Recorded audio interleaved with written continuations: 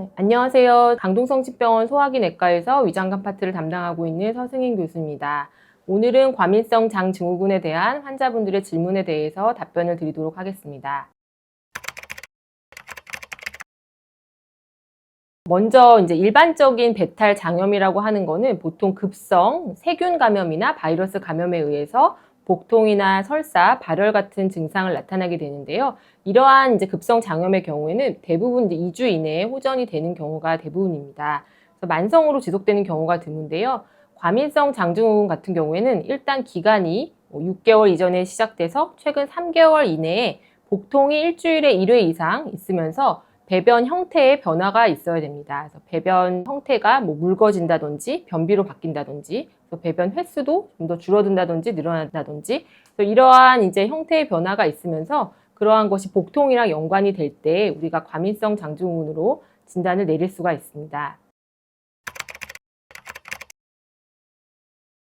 과민성 장증후군의 원인은 굉장히 복잡합니다. 기본적으로 뇌와 장의 그 축에서 이제 신호 전달 체계의 어떤 이상으로 인해서 환자분들이 스트레스를 받으면 일반적인 장 운동도 굉장히 통증으로 인식하게 된다든지, 그리고 이제 배변 횟수가 바뀐다든지 이런 식의 장의 운동 기능 이상으로 나타날 수가 있고요.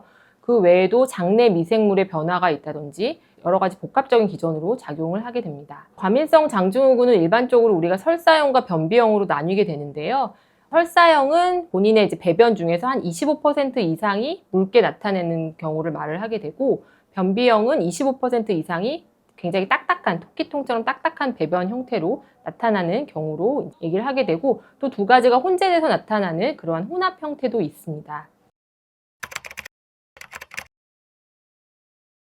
젊은 환자분들 중에서 염증성 장질환, 즉 크론병이나 궤양성 대장염으로 질환이 진단되는 경우가 있는데, 이러한 것을 그냥 일반적인 단순 장염으로 생각하고 진단이 늦어지는 경우가 있기 때문에 염증성 장질환에 대한 인식은 중요합니다. 크론병은 이제 이유 없이 복통이 지속된다든지 설사나 체중 감소 이런 증상이 있을 수가 있겠고, 궤양성 대장염은 혈변 같은 증상으로 나타날 수가 있는데요. 젊은 사람이라고 해서 이거를 그냥 복통이나 설사 이런 증상은 다 겹치기 때문에 그냥 과민성 장증후군이라고 생각하고 내시경을 안 하고 있다가 몇 년 후에 크론병에 합병증으로 수술을 하게 된다든지 이런 경우가 있을 수 있기 때문에 반드시 오셔가지고 검사를 해보고 대장 내시경도 해봐야 되는 그러한 경우가 많이 있습니다. 과민성 장증후군에서 경고 증상은 보통 50세 이상이거나 혈변이 있는 경우, 그리고 이유 없이 체중 감소가 동반되는 경우, 그 외에도 위장관 악성 종양이나 염증성 장질환에 가족력이 있는 경우, 그러한 경우나 복부에 종괴가 있거나 복수가 있다든지 이러한 경우에는 반드시 대장 내시경 검사를 해봐야 됩니다.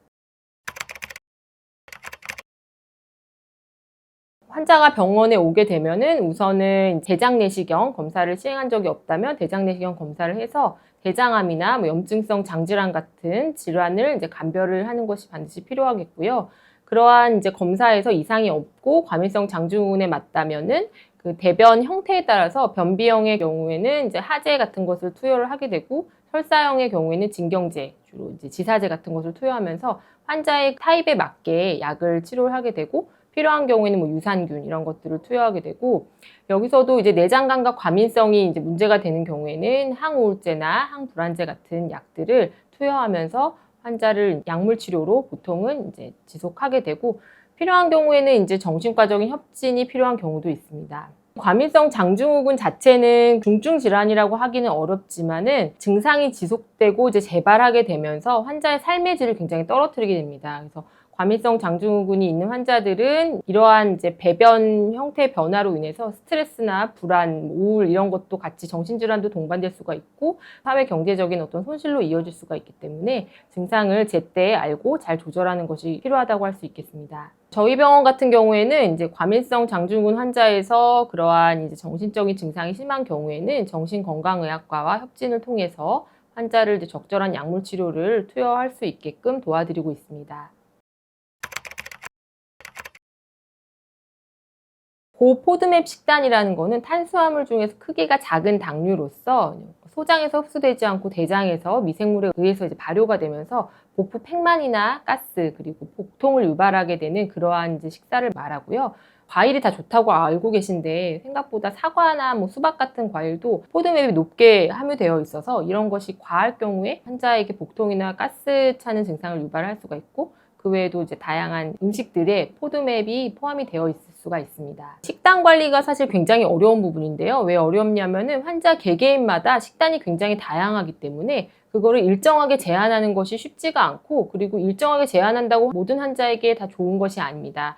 그래서 일반적으로는 고포드맵 시기가 증상을 유발할 수 있다고 되어 있기 때문에 그 포드맵 시기 중에서 본인이 이제 많이 하고 있는 식사가 있다면 그런 식단을 좀 피하는 거를 권유를 해보지만, 그것도 지속적으로 이제 제한할 경우에는 환자의 삶의 질이 떨어질 수 있기 때문에 일단은 단기간 제한해서 만약에 효과가 있다면 식단 일지 같은 거를 써서 내가 어떤 음식을 제한했을 때 증상 개선이 있는지를 확인해 보는 게 굉장히 중요하겠습니다.